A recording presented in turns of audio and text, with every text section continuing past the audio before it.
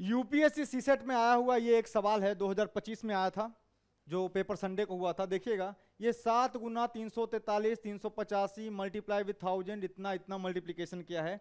आप इसको prime factorise कर दें। अगर आप 7 को ध्यान से देखें तो ये लिखा हुआ है 7 की पावर 1।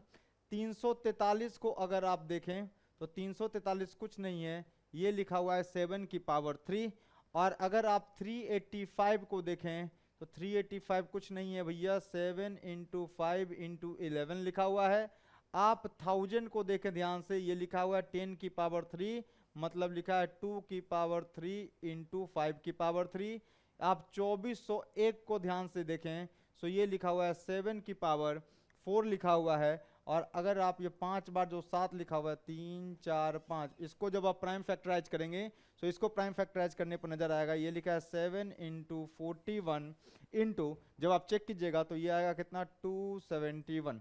सब प्राइम फैक्टर में ब्रेक कर दिया। अब कहा है कि इन सबको मल्टीप्लाई करो। अरे भैया, इन सबको मल्टीप्लाई करने का मतलब क्या है, सबको मल्टीप्लाई करो। तो जब इसको मल्टीप्लाई करोगे तो जो फाइनल जो प्राइम फैक्टर जो आएगा इसके इस मल्टीप्लिकेशन का क्या आएगा, 7 की पावर 1, 3 1 4, 4 4 1 5, 5 4 9, 9 1 10, ये कुछ ऐसा आएगा ना।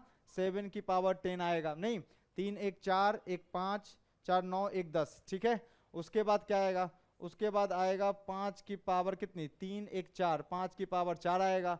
उसके बाद क्या आएगा भैया, 2 की पावर 3 आएगा, सही है। उसके बाद क्या आएगा, 11 आएगा, सही है ना। उसके बाद क्या आएगा, 41 आएगा और 271 आएगा, यही आएगा। आपको बोला है कि भैया 35 की पावर n से डिविजिबल है, मतलब 35 की पावर n इसका एक फैक्टर होना चाहिए। तो देखो ना, 5 की पावर 35 बनने के लिए क्या चाहिए, 7 गुना 5 चाहिए।